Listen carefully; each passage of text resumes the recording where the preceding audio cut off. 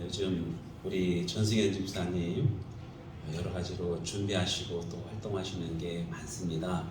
건강하게 은혜로운 찬양으로 하나님께 큰 영광 돌리도록 항상 기도해 주시기를 바랍니다. 여러분, 요즘 사람들에게 가장 큰 관심거리는 바로 힐링입니다. 영어로 말하면 힐링이고 우리말로 말하면은 치유라고 말할 수 있겠죠. 이 힐링이 사회에 큰 이슈가 되는 이유는 그만큼 많은 사람들이 마음이나 혹은 육신에 상처가 있기 때문이라는 것이죠. 아마도 여러분들 인생을 이야기하라 하면은 누구나 몇 가지 정도는 크게 상처 입었던 이야기들 아마 빼놓지 않고 다 하실 수 있을 것입니다. 너나 할 것 없이 모두가 다 상처를 입고 살아가는 바로 그러한 시대에 우리가 살고 있습니다. 여러분, 그러한 때에 우리는 정말로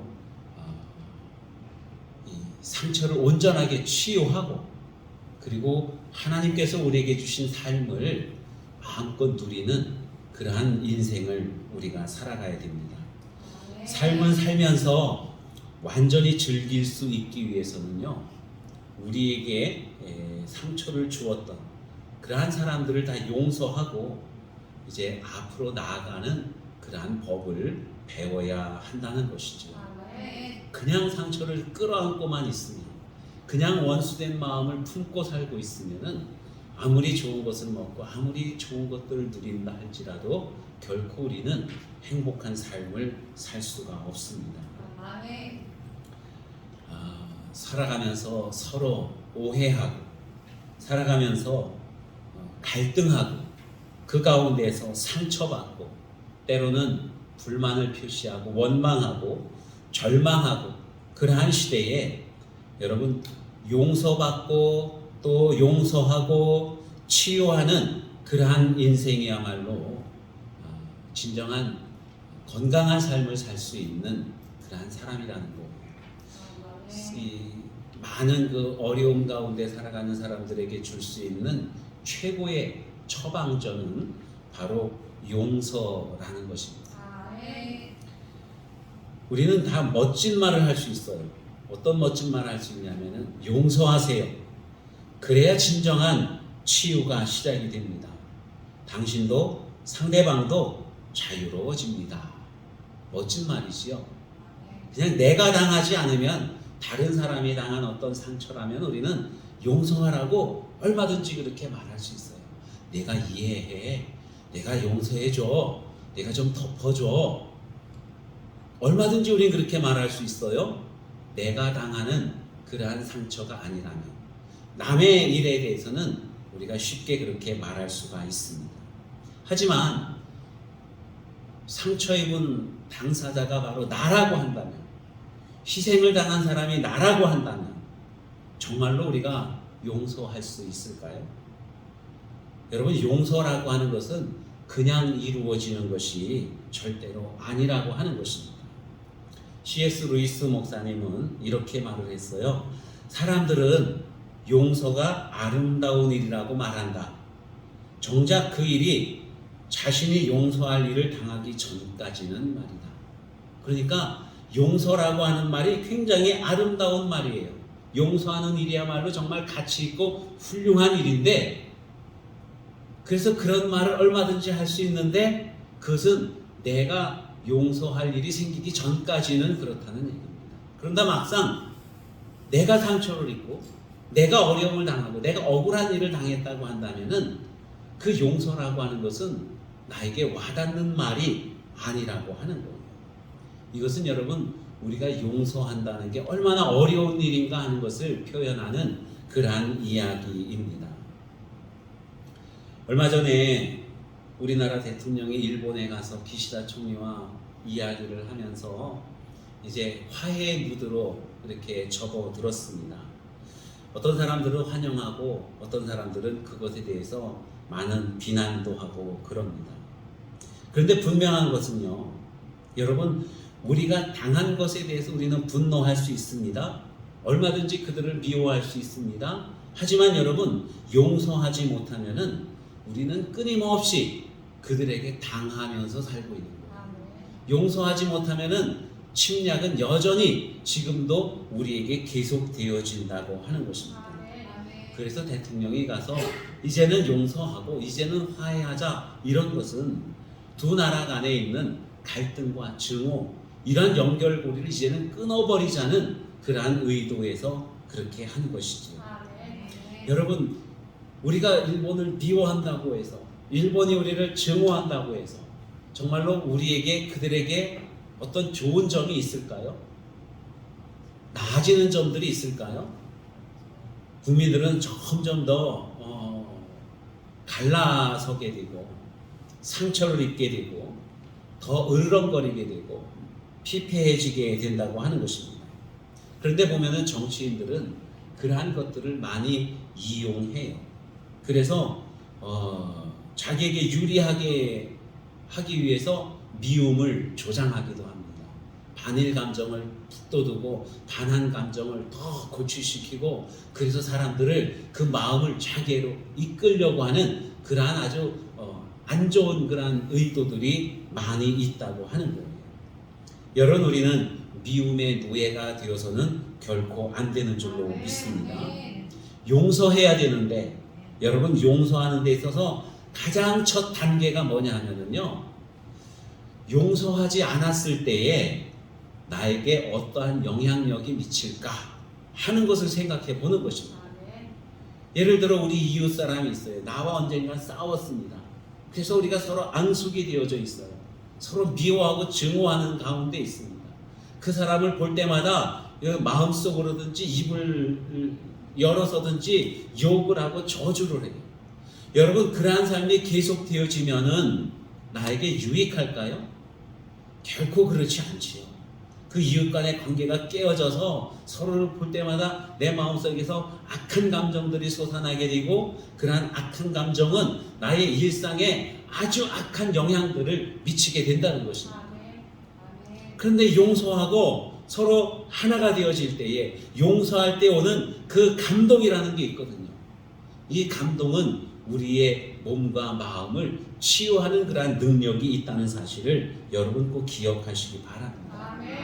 일본이라고 하는 나라와 우리나라가 서로 앙숙이 되어지면은 일단 눈에 보이는 경제적으로도 정말로 많은 그러한 그 불리한 점들이 서로에게 있습니다. 서로 수출을 금지하고 또 뭐 관광 여행도 서로 안 가게 되고, 그러면은 그 양 나라의 국민들이 점점 더 어려워지는 거예요. 그래서 용서하고 화해하는 것이 참 중요합니다. 이것은 그 나라와 나라 간의 그러한 문제뿐만이 아니라 우리 가정에서도, 우리 이웃들 간에서도, 우리 친구와 아니면 우리 성도들 간에도 이러한 용서와 화해라고 하는 것은 반드시 필요하다는 것입니다. 우리 하나님은 여러분 용서의 하나님이신 줄로 믿으시기 바랍니다. 하나님의 자녀된 우리들은요, 용서의 사람이 돼야 된다는 것입니다. 우리 하나님께서는 용서해 주셨어요. 어떻게 보면 하나님께서 우리를 용서해 주심으로써 하나님이 크게 손해를 보신 것 같아요. 하나님의 영광을 가리고 하나님을 원망하고 하나님을 멀리 떠나 있던 그러한 죄인들을 하나님이 용서해 주셨으니, 용서해 주심으로써 하나님께서는 독생자 예수 그리스도를 희생하셨으니 얼마나 손해가 크시겠습니까? 그러나 하나님께서 우리 죄인들을 용서하심으로 말미암아 하나님은 큰 영광을 받으시는 줄로 믿으시기를 바랍니다. 우리가 하나님을 부를 때에 사랑의 하나님, 은혜의 하나님, 용서하시는 하나님, 여러분 그 하나님의 호칭 자체가 하나님께는 큰 영광이 되어진다고 하는 거예요. 하나님은 그 본질적으로 사랑으로 가득하신 분입니다. 하나님은 본질적으로 용서하시는 분이라고 하는 사실을 우리가 알아야 돼요. 그래서 죄인된 우리들을 용서하셨습니다. 그 값을 친히 하나님께서 치르셨어요. 그 값이 바로 예수 그리스도가 십자가 달려 죽으시는 겁니다. 원수를 용서하기 위해서 자기 아들 독생자 예수 그리스도를 십자가에 달려 죽게 하셨다는 거예요. 우리를 용서하기 위해서. 이러한 그 하나님의 마음을 예수님이 그대로 가지고 계십니다.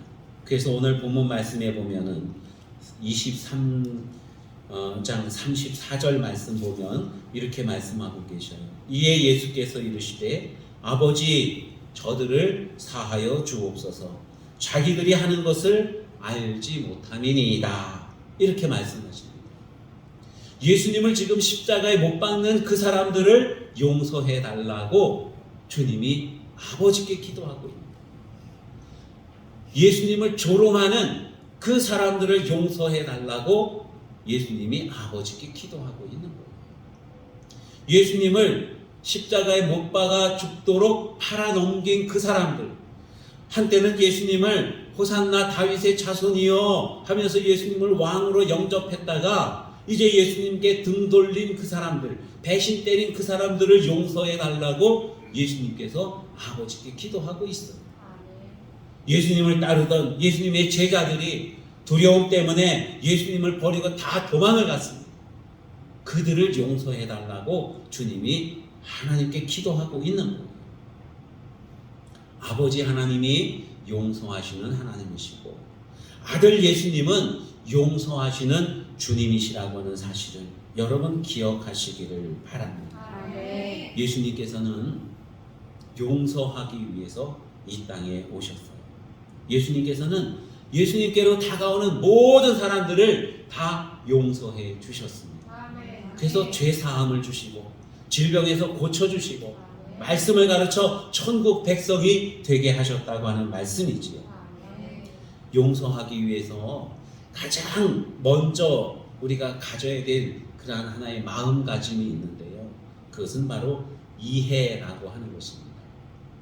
다른 사람을 이해하는 거예요. 나의 원수를 이해하는 거예요. 죄인을 이해하는 것입니다. 여러분 이해라는 말을 영어로 understand라고 그래요. 위에서 내려보는 것이 아니라 밑에서 눈을 맞춤을 하고 눈높이로 그 사람의 입장이 되어서 볼 때에 우리는 용서할 수 있다고 하는 거예요. 예수님을 지금 십자가에 못 박는 로마 군인에게 한번 물어봅니다. 당신은 지금 당신이 하고 있는 이 일을 알고 있습니까? 하고 물어보면 여러분 로마 병정이 뭐라 그럴까요? 알지요. 물론 나는 지금 죄인을 십자가에 못 박아 죽게 하는 겁니다. 여러분 그러나 그는 정녕 알지 못하는 거예요. 정말 안다고 하면은 예수님을 십자가에 못 박아 죽게 하지 못할 것입니다. 고린도전서 2장에서 사도 바울은 그래서 이렇게 말해요. 만일 알았더라면 영광의 주를 십자가에 못 박지 않았으리라. 예수님을 십자가에 못 박아 죽게 한 모든 사람들은 정말로 예수님을 몰랐다는 거예요. 예수님이 어떤 분인지 몰랐다는 것입니다. 자기들이 지금 예수님을 십자가에 못 박아 죽게 하는데 그 일이 그게 무엇을 의미하는지를 몰랐다는 거예요.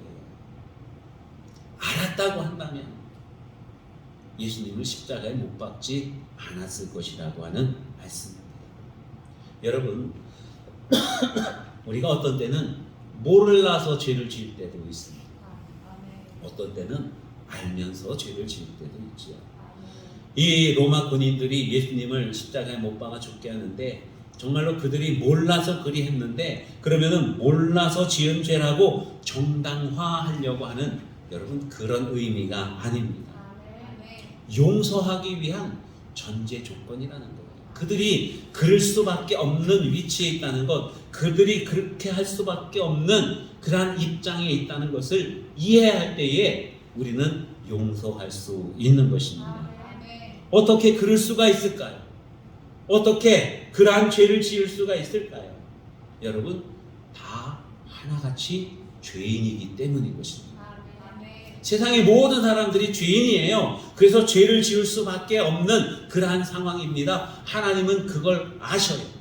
그렇기 때문에 우리를 용서하신다고 하는 것이죠. 요한복음 8장에 보면 이 이스라엘 사람들이 한 여인을 잡아가지고 끌고 예수님 앞에 갔다가 내동댕이 칩니다. 그리고는 말합니다. 이 여자가 간음을 하다가 잡혀왔습니다. 성경에 보면은 간음하다 잡힌 여인은 돌로 치라고 했는데 선생님 어떻게 할까요? 돌로 칠까요? 아니면 치지 말까요? 여러분 그들의 의도는 다분히 예수님을 시험하려고 하는 거예요. 돌로 치라고 하면은 늘 사랑을 말하면서 어떻게 사람을 돌로 쳐 죽이라고 말하냐 이렇게 반박을 할 것입니다. 용서하라고 말하면은 어떻게 하나님의 말씀에 있는데 성경 말씀에 있는 것을 거스르고 그 여인을 놔주라고 합니까? 또 따지고 물을 거예요. 그때 예수님께서 사람들에게 말씀하십니다. 돌로 쳐라. 그런데 누구든지 죄가 없는 사람이 먼저 돌로 쳐라. 이렇게 말씀하십니다. 남을 정죄하기 위해서는 내가 의로워야 되잖아요. 주님께서 그렇게 말씀하실 때 사람들이요 엉거주춤 서 있다가 들고 있던 돌들을 다 땅에 던져버리고 그리고 돌아갑니다. 이 말씀의 의미는 모든 사람들이 다 죄인이라는 거예요. 나도 죄인이고 너도 죄인이고 그 사람도 죄인이라는 것입니다. 그래서 우리는 누구를 비난하고 정죄하고 그럴 위치에 있지 않다는 거예요. 우리는 모두가 죄인이기 때문에 누구에겐가 정말로 죄를 지을 수도 있어요. 이게 정당화되는 그런 이야기는 아니지만은 우리의 입장이 그렇다는 것입니다. 그것을 이해할 때에 우리는 그 사람을 용서할 수 있게 되는 것이죠. 여러분 용서라고 하는 것은요 해도 되고 안 해도 되고 그게 아니라 반드시 해야 되는 것입니다. 왜냐하면 이것은 주님의 명령이기 때문에 용서하라. 베드로가 예수님께 와서 물어봤습니다. 이웃이 나에게 죄를 범하면 몇 번까지 용서할까요? 7번 하면 될까요? 여러분 베드로는요 굉장히 자랑스러운 마음으로 그렇게 예수님께 질문한 거예요. 왜냐하면은 구약 성경에 죄를 지으면은 그만큼으로 갚으라고 말씀하거든요. 눈에는 눈으로, 이에는 이로 이렇게 원수를 갚으라고 말씀하고 있는 거예요. 그런데 이 베드로는 그래도 예수님을 따라다니니 예수님의 제자가 되었으니 내가 원수를 갚지 않고 7번쯤 용서한다고 하면 야 베드로야 내가 마음이 참 크고 넓구나 하고 그렇게 주님이 말씀하실 줄 알았는데 7번쯤 하면 되겠습니까? 하고 물어보니까 예수님이 뭐라 그래요? 7번씩 70번도 더 용서해라 하고 말씀하십니다. 7번씩 70번이면 몇 번이에요? 490번인데 이건 490번이 아니라 끝까지 무한히 용서하라고 하는 거예요. 그게 아버지 하나님의 마음이고 하나님의 자녀들이 가져야 되는 마음이라고 주님이 말씀하고 있는 것입니다.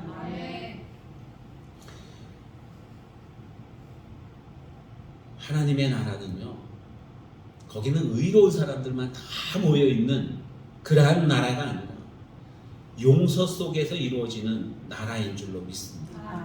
죄인들이 다 가요. 그렇지만 용서받은 죄인들이 용서받은 죄인들이 또 자기에게 죄 지은 사람을 용서하는 거예요. 서로 용서가 이루어지는 그곳이 바로 하나님 아버지의 나라라고 하는 것입니다. 우리가 주님 가르치신 기도할 때 그렇게 기도합니다. 우리에게 죄 지은 자를 용서한 것 같이 우리의 죄를 사하여 주옵시고. 여러분 죄 용서라고 하는 것은요 내가 받기만 하면서 끝나는 게 아니라는 거예요. 나도 남을 용서해야 된다는 것입니다. 주님께서 가르치실 때는요 먼저 전제 조건이 내가 용서해야 된다는 것을 말씀하고 있어요. 하나님의 자녀가 된 사람은요 용서받고 자녀된 사람은 다른 사람을 용서해 주게 되어져 있습니다. 하나님의 자녀이니까 하나님을 닮았으니까 하나님의 그 용서하는 성품을 그대로 가지고 있으니까 그 사람은 용서의 사람이 되어지는 것입니다. 여러분 마음속에 누군가를 향한 원망이 있습니까? 미움이 있습니까? 어때요? 말은 안 하고 있지만 분명히 여러분 마음속에 누군가를 향해서 이렇게 주먹을 불끈 쥐고 계신 분들이 여기 있을 거예요. 제가 다 보고 있습니다.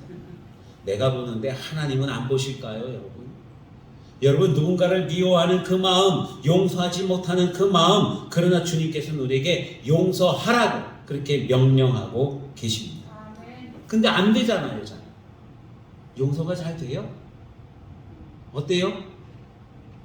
김필수 권사님, 용서가 잘 됩니까? 안 됩니까? 잘 안 되죠. 너무 힘들어요. 용서하고 싶어도 이게 잘 안 되는 거예요. 용서하고 싶어도 안 되는 거예요. 그게 우리 인간의 마음 아니겠습니까? 그럼에도 불구하고 주님은 용서하라고 그러는데, 아니 안 되는 걸 어떻게 용서해요?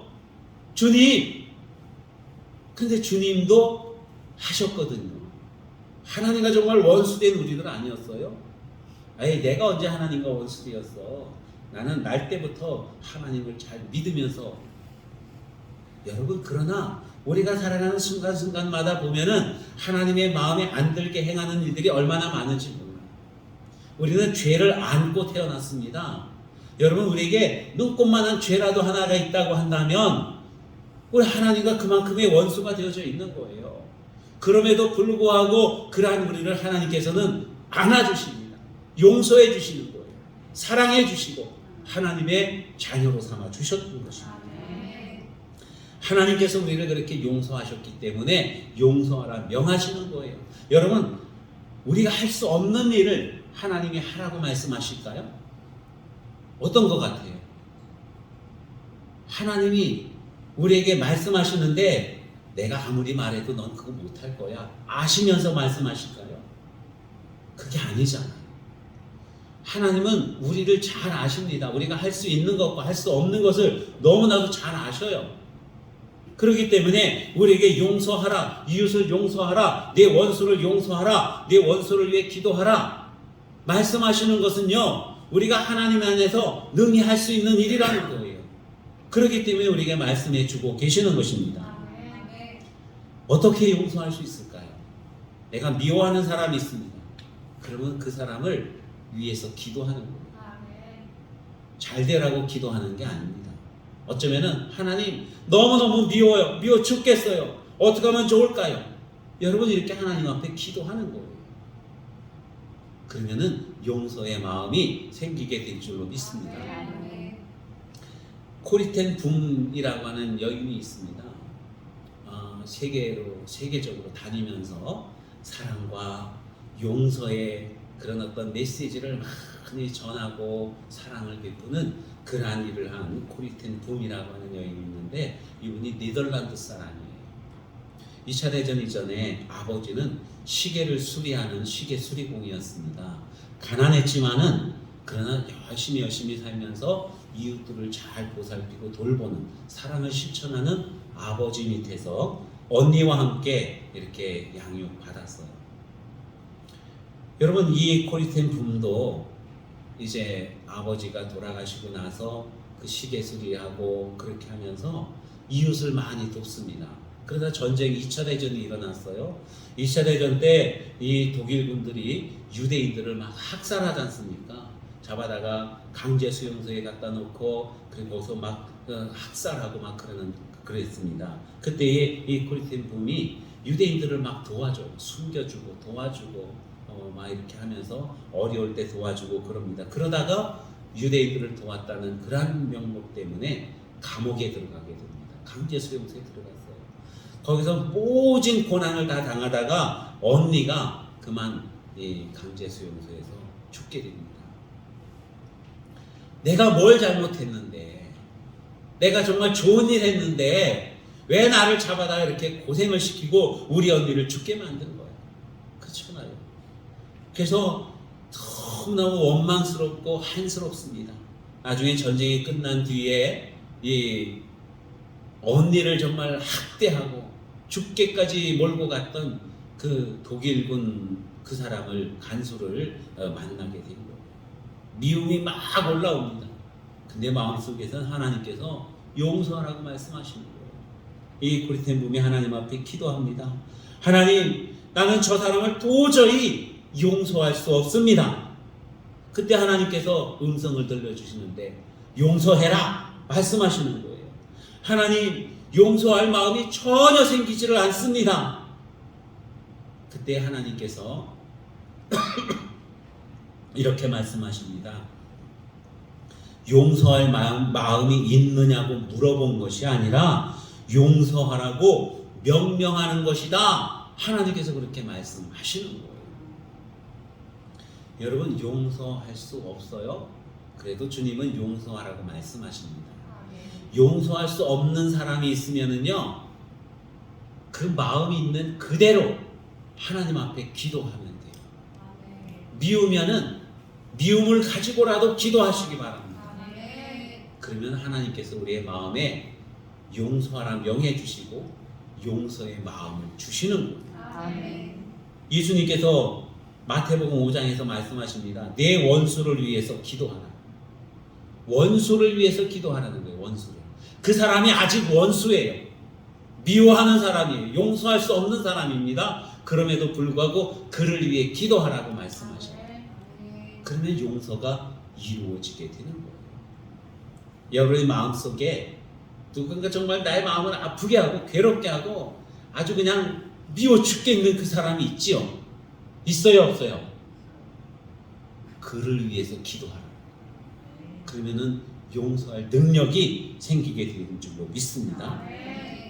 여러분 용서하게 되면요, 그 용서는 그냥 마음으로만 용서해서는 아니래요. 용서하면은 그 용서를 표현해야 된다는 것입니다. 표현하지 않으면은 전달되지 않는 것 두 가지가 있대요. 그게 뭐냐면 사랑과 용서라는 것입니다. 사랑을 표현해야 돼요. 사랑합니다 말하고 말로만이 아니라 삶 속에서 사랑을 실천해야 됩니다.